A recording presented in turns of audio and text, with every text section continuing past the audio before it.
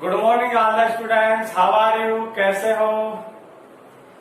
Yesterday we discussed about complete aryl halide. Today we are going on some reaction of aryl halide. प्यारे विद्यार्थियों, हमने अब तक aryl हैलाइडों की रासायनिक अभिक्रियाएं कंप्लीट पढ़ ली हैं और एरिल हैलाइडों में एक प्रश्न बनता है जो यहाँ पर आपको बताया जा रहा है कि एरिल हैलाइडों में यदि इलेक्ट्रॉन आकर्षित समूह जुड़े हों, एरिल हैलाइडों में यदि इलेक्ट्रॉन आकर्षित समूह जुड़े हों तो अभिक्रिया पर क्या प्रभाव पड़ेगा? प्यारे विद्यार्थियों, यदि एरिल हैलाइडों में इलेक्ट्रॉन आकर्षित समूह जुड़ा हो, अभिक्रिया पर प्रभाव पड़ेगा? डेफिनेट पड़ेगा, क्योंकि इलेक्ट्रॉन आकर्षित समूह बेंजीन वलय पर उपस्थित इलेक्ट्रॉनों को अपनी ओर आकर्षित कर लेता है, जिसके फलस्वरूप बेंजीन वलय पर इलेक्ट्रॉन घनत्व कम हो जाता है और नाभिक श्रेणी का आक्रमण आसानी से हो जाता है। देखिए, एरिल हैलाइड,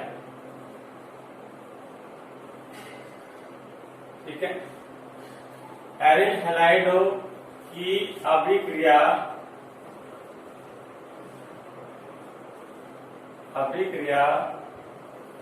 नाभिक श्रेणी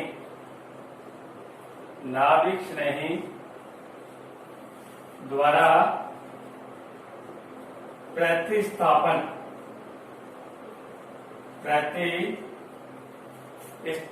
कराने पर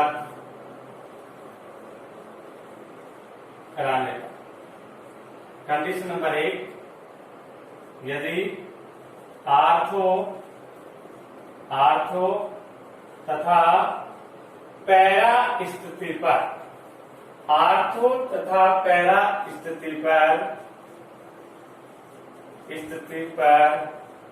इलेक्ट्रॉन आकर्षित समूह उपस्थित हो, इलेक्ट्रॉन आकर्षित समूह उपस्थित हो, ठीक है। प्यारे विद्यार्थियों, यदि क्लोरोबेंजीन, ब्रोमोबेंजीन या आयोडोबेंजीन में आर्द्र या पैरा स्थिति पर इलेक्ट्रॉन आकर्षित समूह उपस्थित होने पर अभिक्रिया आसानी से होती है, अर्थात नाभिक श्रेणी द्वारा आसानी से प्रतिस्थापन हो जाता है। देखिए, कुछ कंडीशन आपकी। नंबर 1, ये आपका क्लोरोबेंजीन, ये आपका नाभिक श्रेणी, इसकी अभिक्रिया NaHCO3 के साथ उच्च ताप पर कराने पर यह अभिक्रिया संपन्न नहीं होती। प्यारे विद्यार्थियों, क्योंकि यहाँ पर OH आसानी से Cl का प्रतिस्थापन नहीं कर सकता, इसलिए यह अभिक्रिया संपन्न नहीं होती। अब कंडीशन है, यदि इलेक्ट्रॉन आकर्षित समूह जुड़े हों, और इलेक्ट्रॉन आकर्षित समूह कहां पर जुड़े हों? आर्थो तथा पैरा स्थिति पर। प्यारे विद्यार्थियों, आर्थो तथा पैरा स्थिति पर इलेक्ट्रॉन आकर्षित समूह जुड़े हों, किस तरीके से? देखिए, रिएक्शन नंबर 2, यह आपका क्लोरोबेंजीन, यह आपका इलेक्ट्रॉन आकर्षित समूह है NO2, नाभिक श्रेणी OH माइनस, और इसकी उपस्थिति NaHCO3 और टेम्परेचर आपका 400 केल्विन। प्यारे विद्यार्थियों, यहाँ पर NaHCO3 का विघटन होता है, इसमें बताइए Na प्लस OH माइनस और CO2, Na plus OH minus और CO2। यहाँ इलेक्ट्रॉन आकर्षित समूह NO2 उपस्थित है और इलेक्ट्रॉन आकर्षित समूह क्या करेगा? इलेक्ट्रॉनों को अपनी ओर आकर्षित करेगा, जिसके फलस्वरूप बेंजीन वलय पर इलेक्ट्रॉन घनत्व का मान कम हो जाएगा तथा नाभिक श्रेणी का प्रतिस्थापन आसानी से हो सकता है। यह प्रोडक्ट बना Cl का प्रतिस्थापन OH बन गया और Cl सोडियम प्लस से क्रिया करके NaCl और CO2 आपका बाहर। कंडीशन नंबर 2 है, यदि क्लोरोबेंजीन की अभिक्रिया यह इलेक्ट्रॉन आकर्षित समूह है, यह इलेक्ट्रॉन आकर्षित समूह उपस्थित हो, नाभिक से नहीं OH minus sodium bicarbonate NaHCO3, यहाँ टेम्परेचर हो जाएगा 370 केल्विन। प्यारे विद्यार्थियों, इस अभिक्रिया पर ताप का प्रभाव भी पड़ता है। किसका? ताप का। क्यों? जैसे जैसे इलेक्ट्रॉन आकर्षित समूह की संख्या बढ़ती जाती है तापमान कम होता जाता है। 2 इलेक्ट्रॉन आकर्षित समूह उपस्थित होने के कारण इलेक्ट्रॉन घनत्व को ये अपनी ओर अधिक मात्रा में आकर्षित करते हैं, जिसके फलस्वरूप क्या होगा?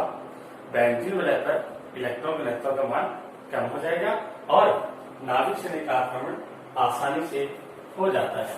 तो यहाँ प्रोडक्ट प्राप्त हुआ OH, NaCl और आपका CO। इधर आपका NO2 और यहाँ आपका NO। कंडीशन नंबर 3 है,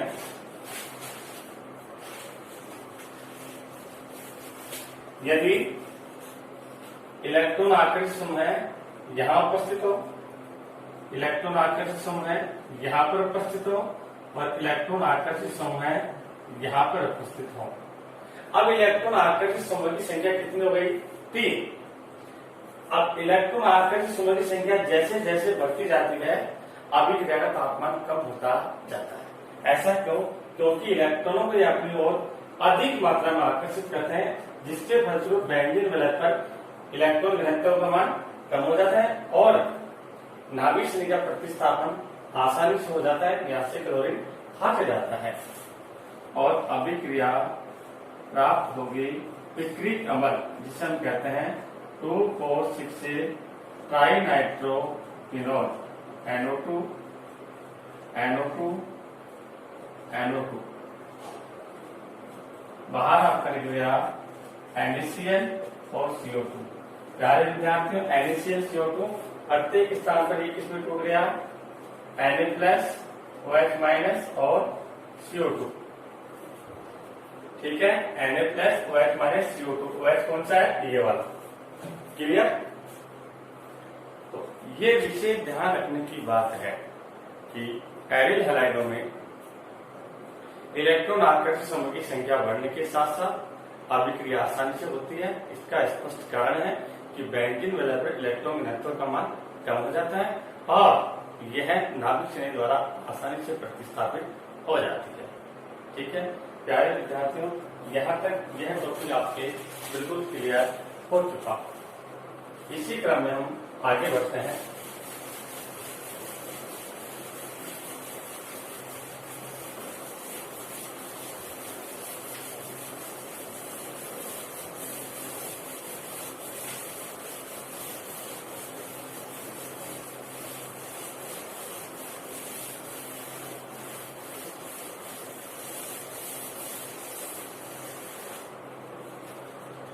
हम क्रियाशीलता की बात करते हैं।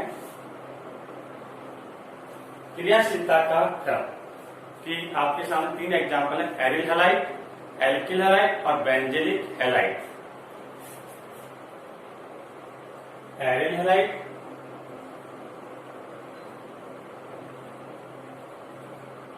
एल्किल हैलाइड और बेंजेलिक हैलाइड।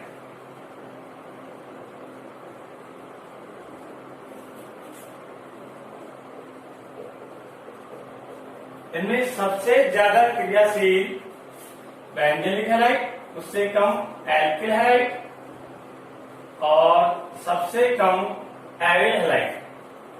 प्यारे विद्यार्थियों, एरिल हैलाइड सबसे कम क्रियाशील क्यों है, ये आपको बताया जा चुका है कि हैलोजन परमाणु का प्लस आर प्रभाव होने के कारण हैलोजन और कार्बन के मध्य आंशिक द्विबंधीय गुण आ जाते हैं, जिसके फलस्वरूप यह बंध आसानी से नहीं टूटता है। इसी कारण यह अभिक्रियाएं इन दोनों की तुलना में कम क्रियाशील होती हैं। एल्किल हैलाइड इससे ज्यादा क्रियाशील होते हैं और सबसे ज्यादा क्रियाशील होते हैं बेंजीलिक हैलाइड। प्यारे विद्यार्थियों, सबसे ज्यादा क्रियाशील बेंजीलिक हैलाइड क्यों होता है? क्योंकि आपने देखा होगा SN1 अभिक्रियाओं में, ठीक है, यहाँ पर हैलोजन परमाणु अनुनाद के द्वारा कार्बोनियम आयन प्राप्त होता है, जिसके फलस्वरूप यह आयन अनुनाद के द्वारा स्थायी हो जाता है। ठीक है, इसी कारण बेंजीलिक हैलाइड सबसे ज्यादा क्रियाशील होता है। देखिए,